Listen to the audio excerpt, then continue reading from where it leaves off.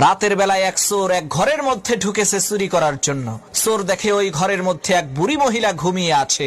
এখন চোরের নড়াচড়ার খসখসানি শব্দ শুনে হঠাৎ করে সেই বুড়ি মহিলার ঘুম ভেঙে গেল।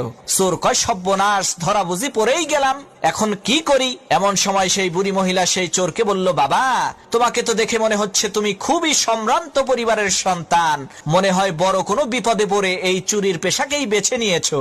ঠিক আছে, কোনো সমস্যা নাই, এই যে দেখো আলমারির 3 নম্বর বাক্সের মধ্যে 5 ভরি স্বর্ণ আর 70,000 টাকা আছে, এগুলো তুমি নিয়ে যাও। আমি বাঁচবই আর কয়দিন, এত টাকা পয়সা দিয়ে আমি করবোটা কি? আর বাবা, তুমি যাওয়ার আগে আমার কাছে এসে একটু বসো, আমি একটু আগেই একটা আশ্চর্য ধরনের স্বপ্ন দেখেছি, এই স্বপ্নের মানেটা আমি বুঝতে পারছি না, তুমি একটু বলো তো এই স্বপ্নের মানেটা কি?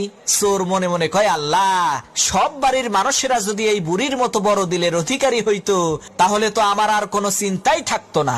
এদিকে সেই বুড়ি মহিলা তার স্বপ্নের কথা সেই চোরকে বলতে আরম্ভ করলো। সে, বাবা, আমি দেখলাম বিশাল বড় একটি মরুভূমির মধ্যে আমি হারিয়ে গেছি। এমন সময় একটা ঈগল পাখি এসে জোরে জোরে 3 বার বলল, জামাল, জামাল, জামাল। এরপরে সেই ঈগল পাখিটি চলে গেল। বাবা, বলো তো এর মানে কি? চোর মনে মনে চিন্তা করতে লাগলো, এই স্বপ্নের মানেটা কি হতে পারে? ইতিমধ্যে পাশের রুম থেকে সেই বুড়ি মহিলার একেবারে টকবগে জোয়ান ছেলে জামাল তার নাম জোরে জোরে শুনতে পেয়ে ঘুম থেকে উঠে ঘরের মধ্যে ঢুকে সেই চোরকে ইচ্ছা মতো পিটাতে আরম্ভ করলো। তখন সেই বুড়ি মহিলা বলল, হইছে, এবার থাম, ওর কৃতকর্মের ফলও পাইয়া গেছে। তখন সেই চোর বলল, না ভাই, থাইমো না, আমারে আরো মারো, যাতে ভবিষ্যতে আমার মনে থাকে শালারা আমি একটা চোর, স্বপ্নের ব্যাখ্যা করার কোনো জ্যোতিষী না।